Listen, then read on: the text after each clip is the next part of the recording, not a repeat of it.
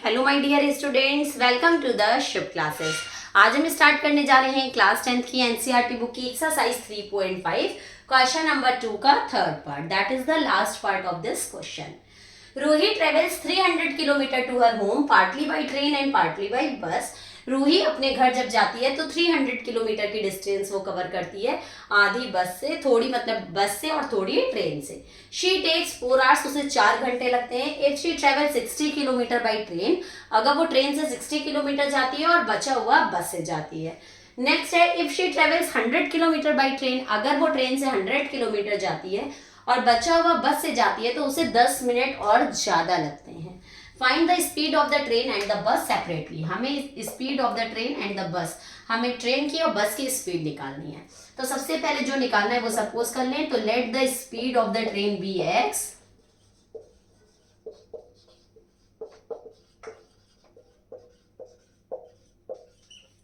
and the speed of the bus be y। Okay, ये speed है इसलिए हम किलोमीटर पर आवर में ले लेंगे क्योंकि क्वेश्चन भी किलोमीटर पर आवर में ही गिवन है। ठीक है, अब हमें ये पता है कि यहाँ पे गिवन है कि उसे टोटल कितने घंटे लगते हैं, 4 घंटे लगते हैं।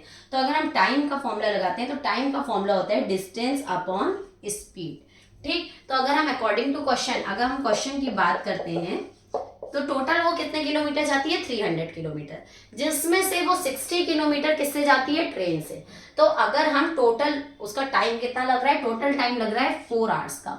तो टोटल टाइम कब लग रहा है, जब हम ट्रेन और बस की दोनों की स्पीड को मतलब दोनों को ऐड करेंगे तभी ना पता चलेगा, दोनों के टाइम को ऐड करेंगे। तो सबसे पहले ट्रेन से कितना टाइम लग रहा है वो निकालने के लिए डिस्टेंस अपॉन स्पीड करेंगे। तो ट्रेन की जो डिस्टेंस है वो है 60 और ट्रेन की जो स्पीड है वो है x।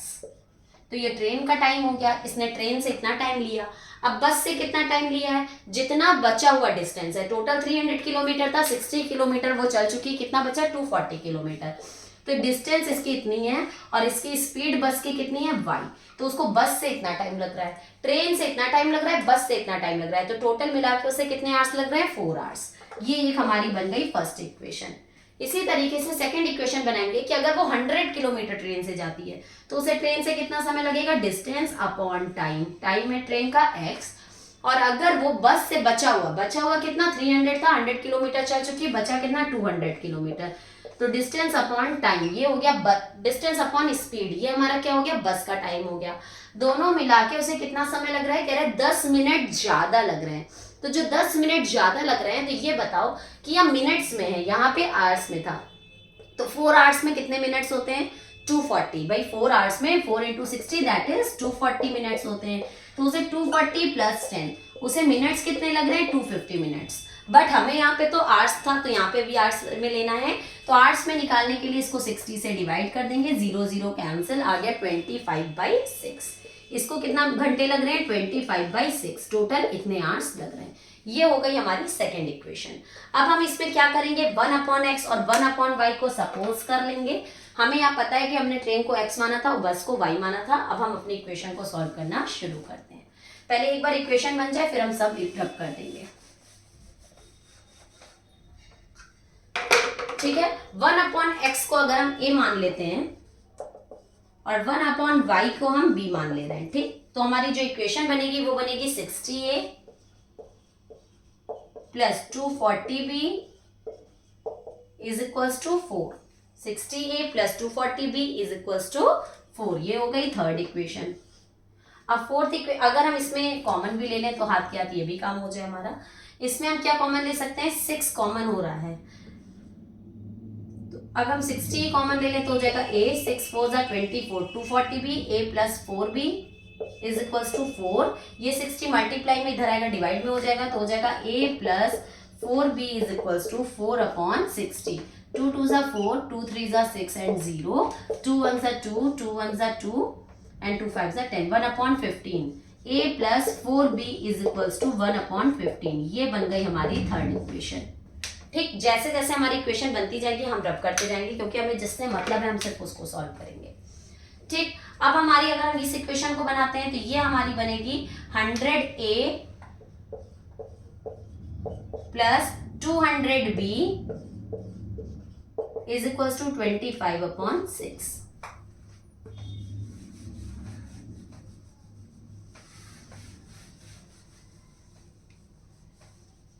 अब इसमें हम देखते हैं तो 100A + 200B is equal to 25/6। इसमें भी हमारा 100 कॉमन हो रहा है, तो अगर हम 100 कॉमन ले लेंगे तो हो जाएगा A + 2B, ठीक है, इज इक्वल्स टू 25/6।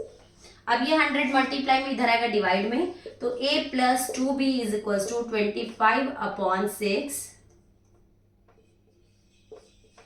अपॉन 100, ठीक।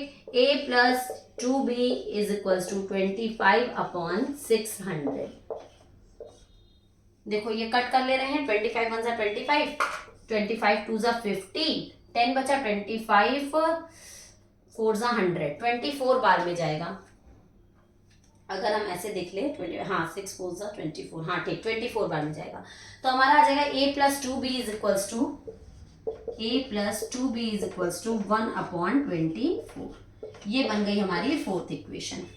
ओके, अब हम इसको सॉल्व कर ले अगर, तो हम देखेंगे कि यहाँ ए हमारा दोनों सेम है और साइन भी सेम है, तो दोनों को हम सब्ट्रैक्ट कर लें। सब्ट्रैक्ट करने के लिए हमारे साइंस चेंज हो जाएंगे, ये cancel, plus minus minus, 4b में से 2b जाएगा तो आएगा 2b, ग्रेटर है 4, उसके पहले माइनस प्लस का साइन है तो प्लस ही रहेगा, और 1/15 में से 1/24 को सब्ट्रैक्ट कर लेंगे।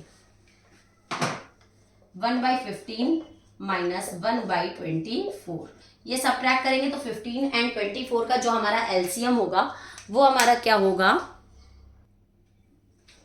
वो होगा हमारा 120। 15 की टेबल में 128 बार में आएगा तो 8 1 ज़ा 8, माइनस 24 की टेबल में 125 बार में आएगा तो 5 1 ज़ा 5, 8 में से 5 गया तो कितना आएगा 3/120, 3 1 ज़ा 3, 3 4 ज़ा 12 एंड 0, 1/40 आ गया। 2b इज इक्वल्स टू 1/40, और ये मल्टीप्लाई में 2 है, इधर आएगा तो डिवाइड में 2 हो जाएगा, तो b is equals to 1/40 divided by 2, यहाँ 2 आ गया, तो हमारा ये हो जाएगा 1/80। b की वैल्यू क्या आ गई 1/80, ये थी हमारी b की वैल्यू। अब हमें क्या निकालनी है, a की वैल्यू निकालनी है, तो a की वैल्यू किसी भी इक्वेशन में हम पुट करके वैल्यू फाइंड आउट कर लेते हैं, ठीक है। अगर हम किसी भी इक्वेशन में पुट करते हैं,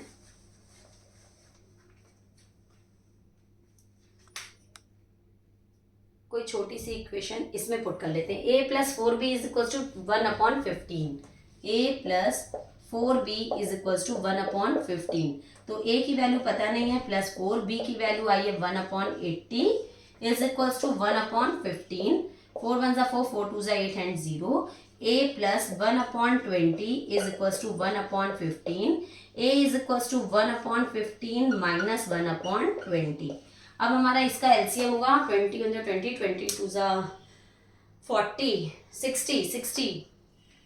60 एलसीएम हो जाएगा, क्योंकि 60 दोनों की टेबल में आएगा, तो 15 एंड 20 का एलसीएम होगा 60। 15 की टेबल में 60 4 बार में, 4 1 ज़ा 4, 20 की टेबल में 60 3 बार में, 3 1 ज़ा 3, तो 4 में से 3 गया 1/60, ये आ गई हमारी क्या a की वैल्यू, ठीक। अब हमें a और b की वैल्यू पता चल गई, मुझे निकालना था x एंड y की वैल्यू, तो जो x की वैल्यू थी वो थी 1/a, ध्यान देना, x is equals to 1/x is equals to a, ठीक। तो 1/x is equals to a की जो वैल्यू आई है वो आई है 1/60, अगर हम क्रॉस मल्टीप्लाई करेंगे तो x is equals to 60 km/h, क्योंकि हमने स्पीड निकाली थी, तो ये हमारी हो गई ट्रेन की स्पीड, क्योंकि मैंने ट्रेन को x माना था। और इसी तरीके से 1/y इक्वल्स टू हमने b माना था, तो 1/y is equals to b की वैल्यू थी 1/80, क्रॉस मल्टीप्लाई करेंगे तो y is equals to 80 km/h आ जाएगा, जो कि ये बस की स्पीड हो जाएगी। ओके, तो यहाँ पे हमारा क्वेश्चन नंबर 2 का थर्ड पार्ट खत्म होता है, और नीचे डिस्क्रिप्शन बॉक्स में सारे चैप्टर्स के इंपॉर्टेंट क्वेश्चन के लिंक गिवन है, एक एक चैप्टर को बहुत अच्छे से सॉल्व करके आप वो इंपॉर्टेंट क्वेश्चन जरूर से सॉल्व कर लीजिएगा, ताकि आपकी प्रिपरेशन और भी ज़्यादा स्ट्रांग हो जाए। ओके, अगर आपको मेरी वीडियो पसंद आई हो तो please like subscribe and share करना मत भूलिएगा। साथ ही साथ कोई भी डाउट है तो कमेंट सेक्शन में जाके आप मुझसे अपने डाउट्स क्लियर कर सकते हैं। यहाँ पे आपका चैप्टर 3 खत्म होता है। अब हम लोग अपनी नेक्स्ट वीडियो में नेक्स्ट चैप्टर के साथ मिलेंगे, तब तक के लिए goodbye and take care.